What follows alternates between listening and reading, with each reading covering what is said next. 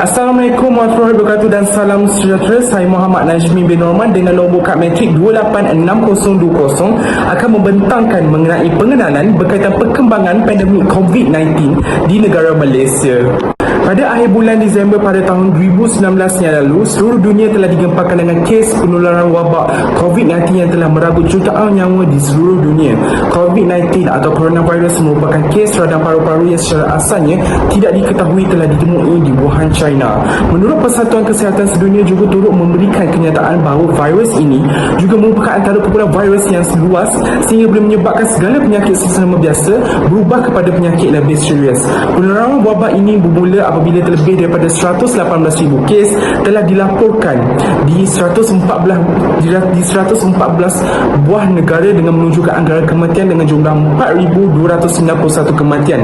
Angka kes yang menunjukkan peningkatan tersebut telah mendorong kepada Ketua Pengarah Pertubuhan Kesihatan Sedunia WHO untuk mengisytiharkan virus ini sebagai wabak pandemik. Ini secara ringkasnya merupakan virus yang terbesar sehingga menjadikan sesuatu penyakit biasa menjadi lebih kritikal. Keadaan ini berlaku apabila seseorang individu yang mengidap penyakit ini akan menunjukkan beberapa simptom yang ringan sehingga menjadi sederhana. Kegagalan seseorang individu untuk mendapatkan rawatan kecemasan akan menyebabkan mereka mengalami penyakit iaitu gangguan pernafasan akut, kejutan septik dan kegagalan terhadap organ-organ yang terdapat pada badan seseorang.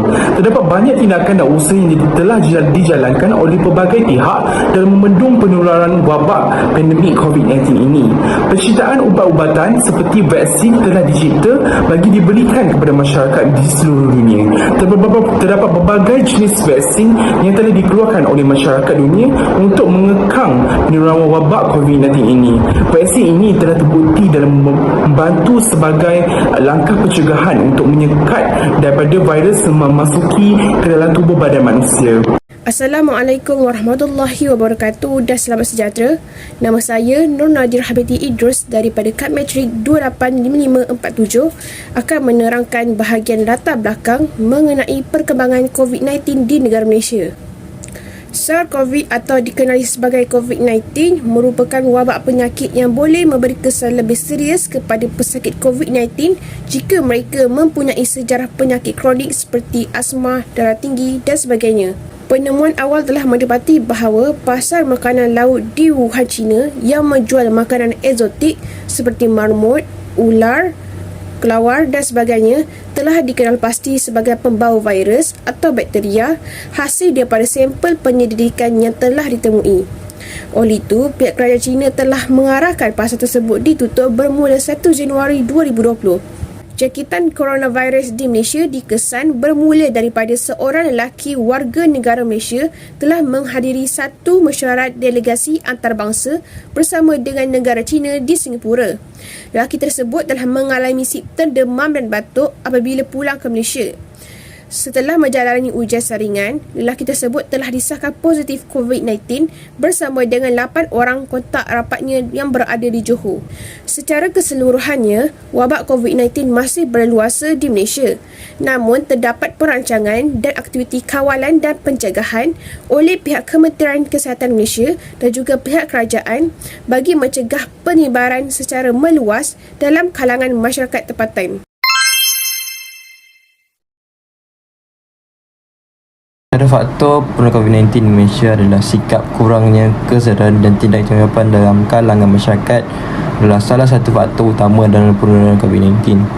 Keceriaan dan kekerasan masyarakat tidak mengetahui prosedur operasi standard SOP yang telah ditetapkan menyebabkan peningkatan penularan jangkitan COVID-19 sejak akhir ini.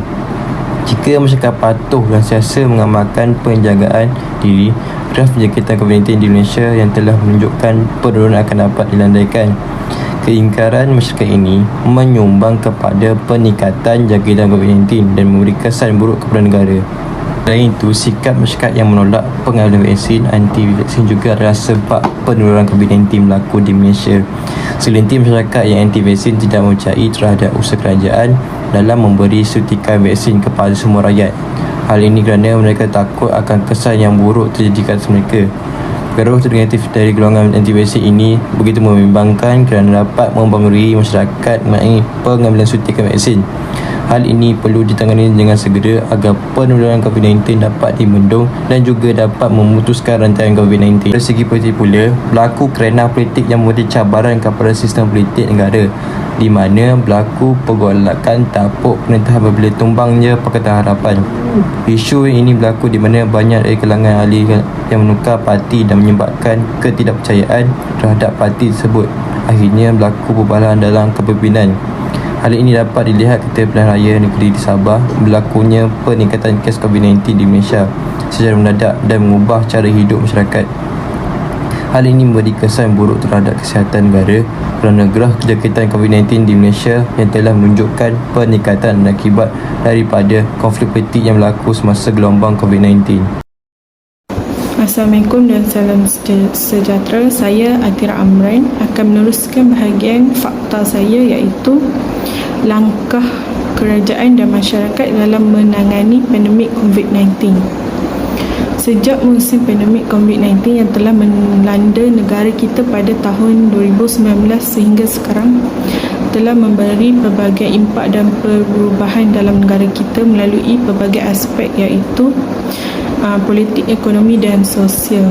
Juga terdapat pelbagai aktiviti dan premis perniagaan turut terjejas.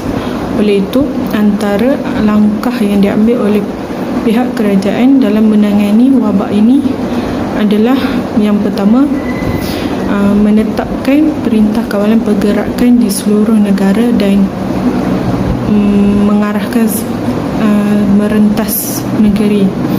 Kedua, menyediakan bantuan prihatin nasional kepada premis perniagaan yang terkesan akibat wabak pandemik COVID-19. Kedua, menetapkan konsep work from home dan online learning kepada para pekerja dan pelajar sekolah. Seterusnya, antara langkah yang boleh diterapkan oleh masyarakat bagi menangani pandemik COVID-19 adalah pertama, melakukan saringan kesihatan sekiranya individu tersebut terlibat dengan kluster pandemik COVID-19. Kedua, mengkuarantinkan diri selama 14 hari sekiranya mengalami gejala COVID-19. Ketiga, sentiasa memakai topeng muka ketika bergejala ataupun ingin keluar atas urusan tertentu. Seterusnya, kekal di rumah untuk mengelakkan daripada merebaknya wabak pandemik COVID-19. Akhir sekali, masyarakat perlu menjaga kebersihan dan kesihatan diri dan juga menjaga jarak 1 meter ketika berada di luar. Ringkasnya, COVID-19 merupakan suatu virus yang amat berbahaya kepada seluruh masyarakat pada hari ini. Sehubungan dengan itu, amat penting kepada seluruh pihak berkepentingan, terutamanya kerajaan, untuk bertindak dengan segera bagi mencegah penularan wabak COVID-19 ini.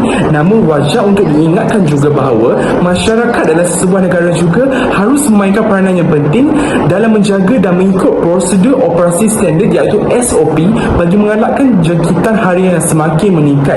Langkah-langkah persediaan yang disediakan ini amatlah penting bagi memberikan panduan kepada masyarakat dan generasi pada masa akan datang.